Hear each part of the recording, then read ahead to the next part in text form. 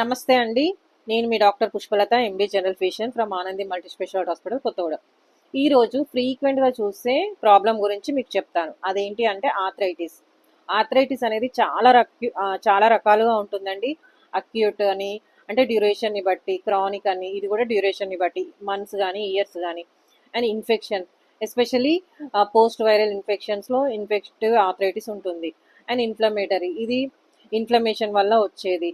And septic arthritis, ఇది post traumatic వల్ల వచ్చే arthritis. And involvement, number of joints involve అయ్యే దాన్ని బట్టి కూడా కేటగరైజ్ చేస్తారు. అదేంటి అంటే మోనో ఆర్థరైటిస్ అంటే సింగిల్ జాయింట్ ఇన్వాల్వ్ అయ్యేది. ఇది ఎక్కడ చూస్తామంటే గౌట్ లాంటి దాంట్లో చూస్తాం మనం, సింగిల్ జాయింట్ ఇన్వాల్వ్ అవుతుంది. And oligo arthritis 2 to 6 joints involve అవుతూ ఉంటాయి. అండ్ పాలీ ఆర్థరైటిస్ అంటే మోర్ దెన్ ఆల్మోస్ట్ 6 జాయింట్స్ కంటే ఎక్కువగా ఇన్వాల్వ్ అవుతాయి. సో మనకి ఎలాంటి సైన్స్ అండ్ సింటమ్స్ ఉంటాయి అని అంటే మెయిన్గా జాయింట్ పెయిన్ ఉండడము, స్వెల్లింగ్ ఉండడము, రెడ్నెస్ ఉండడము, ఇంకా అలాగే అదర్ ఫీచర్స్ కొంతమందికి స్కిన్ డిసీజెస్, ఎస్పెషలీ సొరియాటిక్ ఆర్థరైటిస్లో మనకి స్కిన్ డిసీజెస్ ఉంటాయి. అండ్ రుమటాయిడ్ ఆర్థరైటిస్ వాళ్ళకైతే అదర్ ఆర్గాన్స్ ఇంకెక్కువ ఇన్వాల్వ్ అవుతాయి, స్కిన్ మేనిఫెస్టేషన్స్ ఉంటాయి, ఇంకా కిడ్నీ డ్యామేజ్ ఏమైనా ఉంటుంది, హార్ట్ లంగ్స్ ఇన్వాల్వ్మెంట్ కూడా ఉంటుంది. సో దీన్ని మనము బేసిక్ ఇన్వెస్టిగేషన్స్ చేసి స్పెసిఫిక్గా, సపోజ్ రుమటాయిడ్ ఆర్థరైటిస్ ఉందనుకోండి, ఆటో యాంటీబాడీస్ వల్ల వస్తుంది కాబట్టి ఏఎన్ఏ స్క్రీనింగ్, యాంటీసిసిపి యాంటీబాడీస్ ఇవన్నీ చేయాలన్నమాట.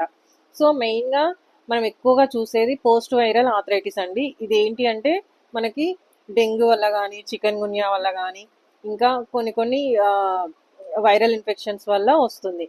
వీటికి మనకి ఎలాంటి ట్రీట్మెంట్ ఇస్తామంటే ఎక్కువ శాతం స్టీరాయిడ్స్ ఇస్తామన్నమాట, షార్ట్ డ్యూరేషన్గా 2 to 6 వీక్స్ వరకు, లేదు అంటే 4 వీక్స్ వరకు.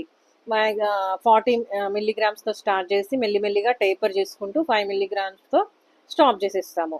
సో పోస్ట్ వైరల్ ఆర్థరైటిస్ అనేది చాలా కామన్గా చూస్తాము. చాలా ట్రీట్మెంట్ తీసుకుంటే మొత్తం కూడా రికవరీ అయ్యే ఛాన్సెస్ ఉంటాయి. సో మీ అందరికీ అర్థమైందని అనుకుంటున్నానండి. అండ్ మీది కూడా ఒకసారి ఏదైనా జాయింట్ ఇన్వాల్వ్మెంట్ అయితే మీరు ఖచ్చితంగా కన్సల్టేషన్ తీసుకొని అది ఎలాంటికి సంబంధించింది అని తెలుసుకోండి. ఓకేనా అండి?